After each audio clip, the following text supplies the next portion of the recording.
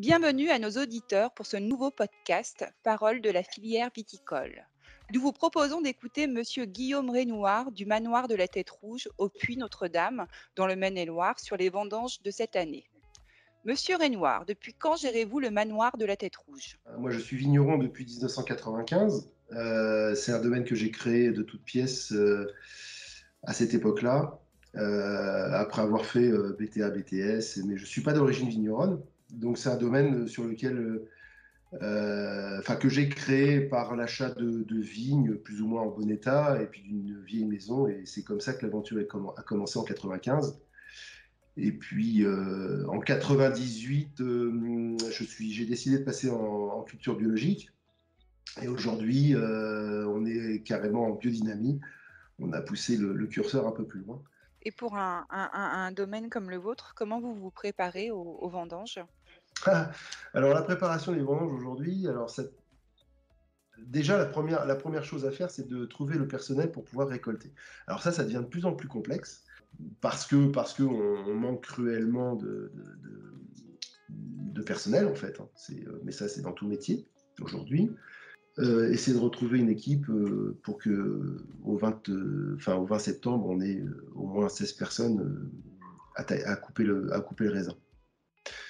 Et puis après, c'est 15 jours, 3 semaines avant, c'est toute la préparation de la cuverie, le nettoyage, la désinfection des tuyaux, la préparation des bennes à vendange.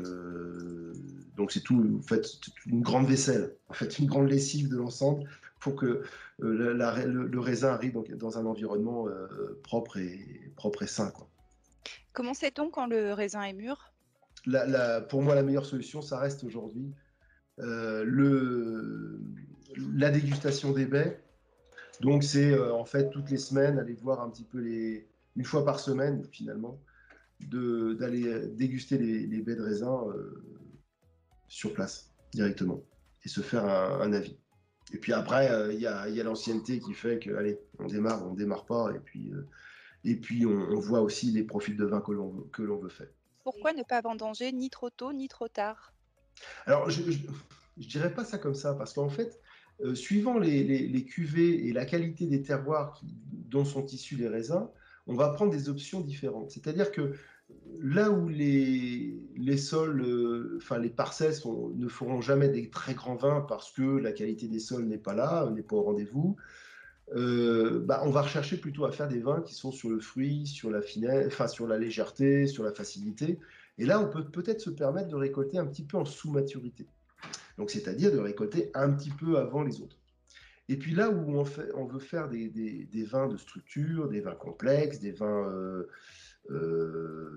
par exemple pour des vins rouges où on va chercher des tanins plus fondus, plus soyeux, plus ronds. Et alors là, on va peut-être aller chercher un peu plus de maturité, sans pour autant pousser la surmaturité, où là, on perdrait aussi du fruit. Alors donc tout ça, c'est là où en fait les choix sont pas toujours faciles à faire, sachant que toutes les années se suivent mais ne se ressemblent jamais. Et pour le coup, c'est un petit peu du feeling, voilà. Et ça, effectivement, c'est ce qui fait partie du terroir. Parce que le terroir étant donné que c'est le sol, le climat, la plante, mais surtout l'humain qui est dessus.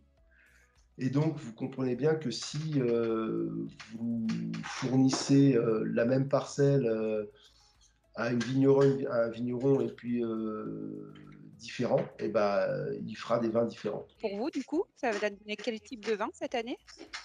Ah, il y a de jolies choses, hein. Moi, je suis très content des blancs. Les chenins qu'on a récoltés, ils sont déjà, nous, en quantité, on a eu ce qu'il fallait. On est très heureux par rapport à d'autres vignerons qui ont extrêmement souffert cette année. Avec alors, pour pas être péjoratif et pas inquiété, c'est ce qu'on appelle la tension, mais c'est la belle acidité, quoi. C'est des acidités qui sont là et qui vont faire des vins avec de la fraîcheur. Et pour ce qui est des Cabernets francs, je serais plus mitigé, parce que je pense qu'on fera des très très très jolis Cabernets francs de fruits, mais pas forcément des grandes cuvées de structure. Bon, après, il va falloir voir avec les élevages et ce que ça fera la suite. Mais globalement, on s'en tire pas si mal après quand même une année extrêmement dure, extrêmement complexe. Et comment pourriez-vous définir votre partenariat avec Vitibank? Alors Vitibank, moi je suis, alors, en 25 ans d'entrepreneuriat, enfin d'entreprise, j'ai vu plusieurs banques, plusieurs banquiers et c'est la première fois où effectivement j'ai une réactivité qui est totale. C'est-à-dire que moi j'ai Élodie Rétoré qui est responsable de mon compte et qui, je veux dire, je fais un mail, un quart d'heure, 20 minutes après, j'ai une réponse. Alors ça, c'est top, on adore. Je pense qu'il y a un très bon échange et franchement, ouais, je suis très content de ce partenariat aujourd'hui. Merci Monsieur Renoir pour ce riche échange. Vitibank vous souhaite une belle fin de vendange. Eh bien, merci beaucoup et puis à bientôt. À bientôt.